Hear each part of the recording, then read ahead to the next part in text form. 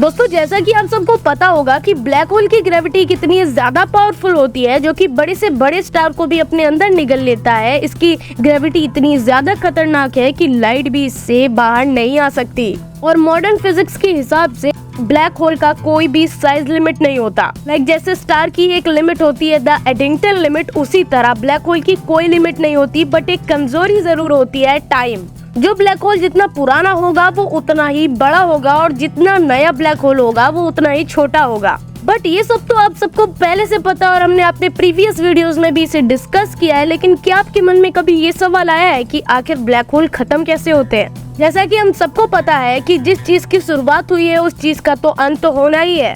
So obviously black hole भी कभी ना कभी खत्म होते होंगे। तो आइए उसी रीजन के बारे में जानने की कोशिश करते हैं। अब जैसे गाइस हर चीज की एक लिमिट होती है, मतलब अगर कोई आदमी 30 किलो उठा सकता है तो वो 30 किलो उठा पाएगा, उसके बाद में उसकी सारी पावर कोई भी काम की नहीं है। उसी तरह ब्लैक होल की भी एक लिमिट होती है, उसके बाद उसकी ग्रेविटी कोई काम की नहीं रह जाती, और इस लिमिट को कहा जाता है इवेंट होराइजन। यानी अगर हम ये कहते हैं कि ब्लैक होल से कभी भी लाइट बाहर नहीं आ पाती, तो हम इवेंट होराइजन की ही बात कर रहे होते हैं। यहीं से लाइट कभी स्केप नहीं कर पाएगी। बट हाँ, अगर लाइट इवेंट होराइजन के बाहर है, चाहे वो एरिया कितना भी पास में क्यों ना हो इवेंट होराइजन के, जब तक लाइट इवेंट होराइजन में नहीं फंसेगी तब तक उसकी ग्रेविटी नहीं काम करेगी।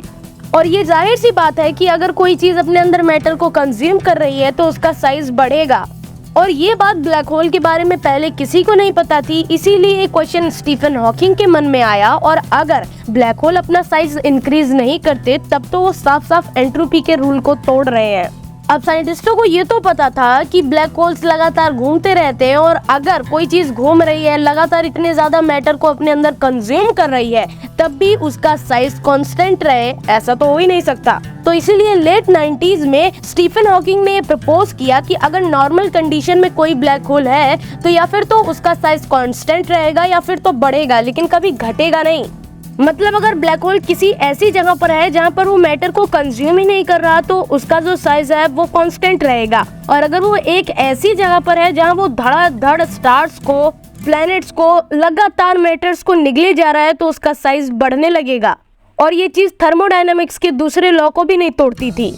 अब इसके थोड़े दिन बाद हमें ये भी पता चला कि ब्लैक होल की एंट्रोपी भी होती है, और जिस चीज की एंट्रोपी होती है उस चीज का टेम्परेचर भी जरूर होगा, और जिस चीज का टेम्परेचर होता है वो चीज रेडिएशन भी एमिट करती है। चलिए तो इस चीज को कॉम्प्लिकेटेड न बनाते हुए आसानी से समझने की कोशिश करते हैं।